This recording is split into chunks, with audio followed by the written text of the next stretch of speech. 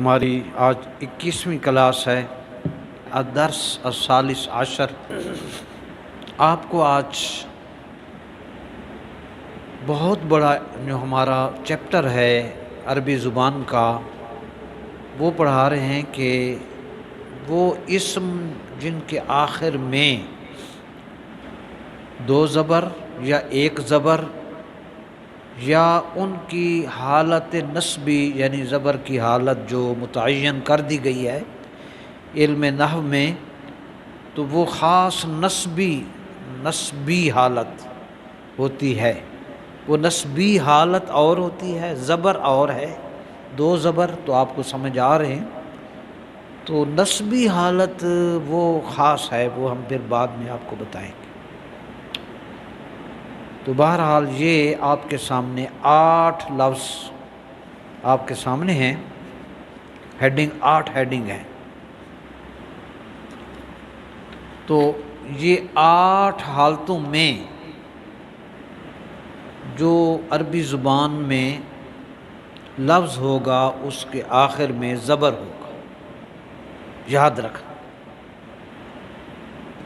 یہ 8 حالتیں ہیں، میں پڑھ رہا ہوں اس کو۔ منصوبات، وہ اسما کس کی جمع ہے؟ شاباش۔ اسم یعنی ایسے ناؤنس جو زبر کی حالت میں استعمال ہوتے ہیں، وہ اسما جو حالت نصب میں عربی زبان میں استعمال ہوں گے ان کو ہم منصوبات کہتے ہیں۔ منصوب کون سا اسم ہے سجاد صاحب؟ منصوبن۔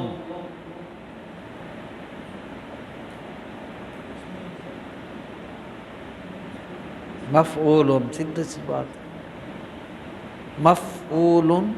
تو منصوب اس میں مفعول ہے۔ تو منصوب فیاض صاحب جس پر نصب ہوگا، منصوب وہ اسم ہوگا جس پر نصب کا معنی زبر یا نسبی حالت میں ہوگا۔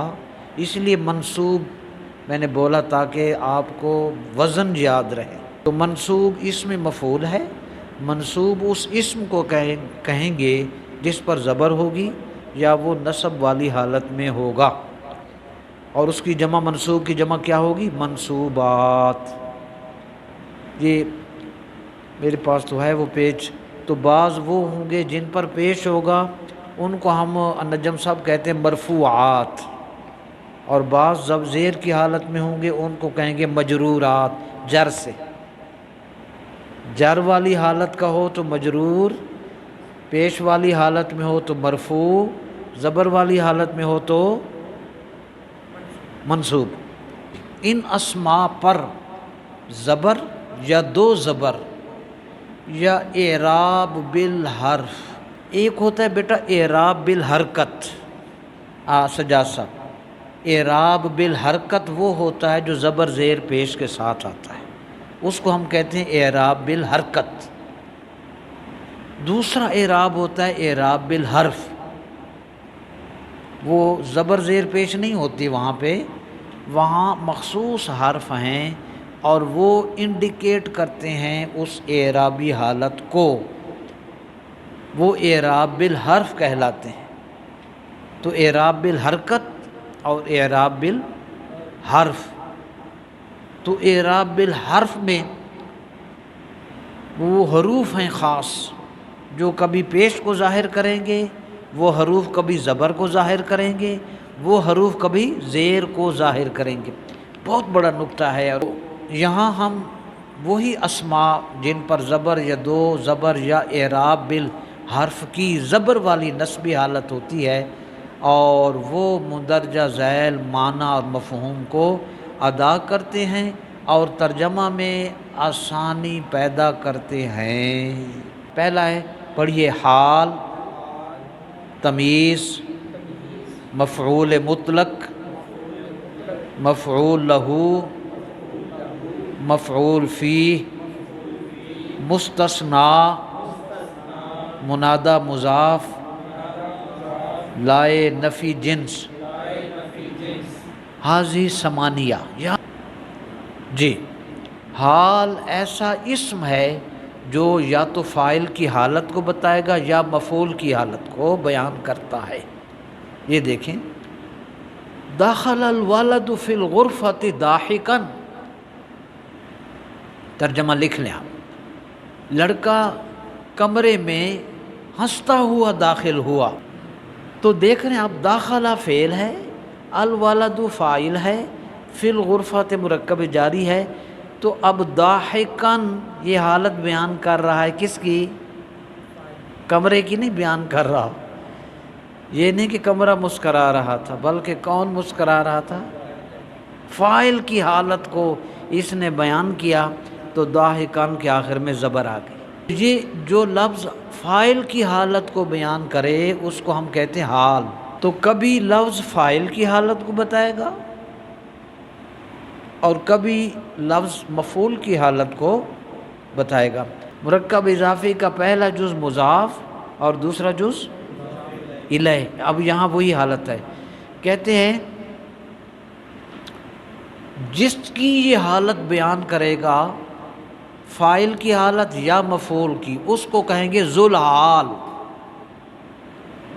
جس کی حالت بیان کی جائے گی اس کو کیا کہیں گے؟ ذوالحال۔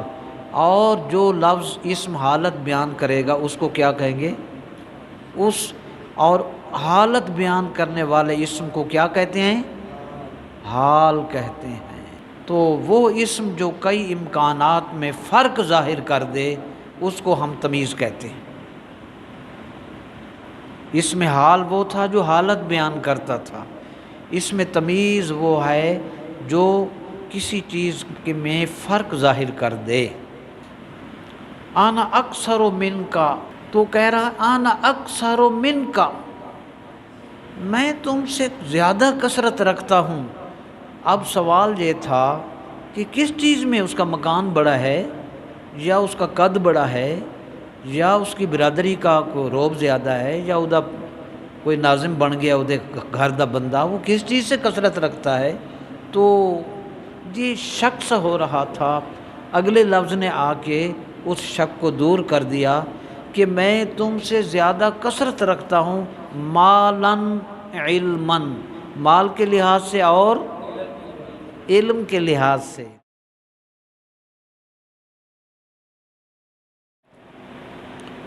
جی میرے ساتھ آپ مل کر پڑھیں گے قرآن مجید کی ہادی الآیہ الہادی عشر۔ ہادی عشر کون سی آیت ہوگی؟ 11۔ عشر 10، ہادی 1، 10 اور 1 11۔ الہادی عشر من سورہ الملک الآیہ، ٹھیک ہے جی، سورہ ملک کی 11ویں آیت۔ جی فاعترفوا، مل کر پڑھیے، فاعترفوا۔ میرے ساتھ جب جیسا پڑھیں گے نا پھر آپ بھی ایسا پڑھو گے۔ فاعترفوا بذنبہم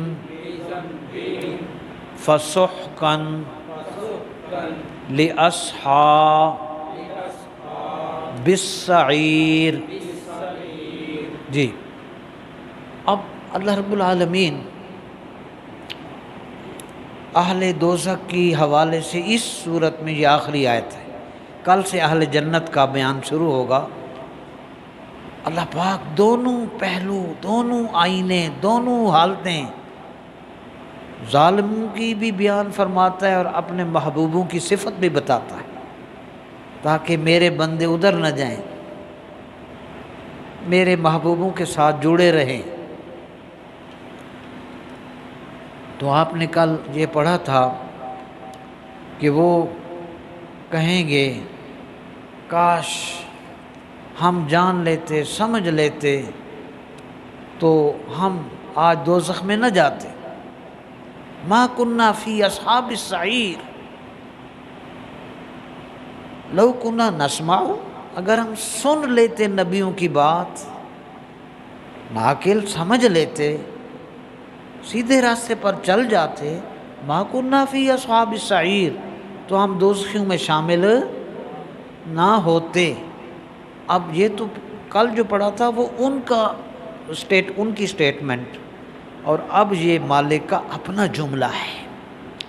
اللہ جی، تو اللہ پاک نے فرمایا، یہ فرمایا، تو یہ حرف ہے نا، چونکہ چھوٹے چھوٹے حروف ہوتے ہیں، ہیلپنگ ہوتے ہیں ورب کے.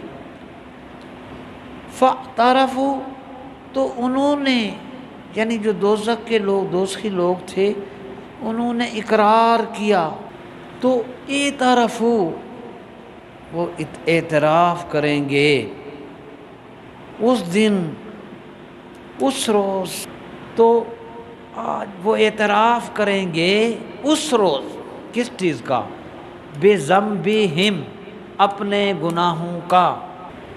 تو اللہ پاک نے فرمایا پس لعنت اور ذلت اور پھٹکار ہو اہل دوزخ پر.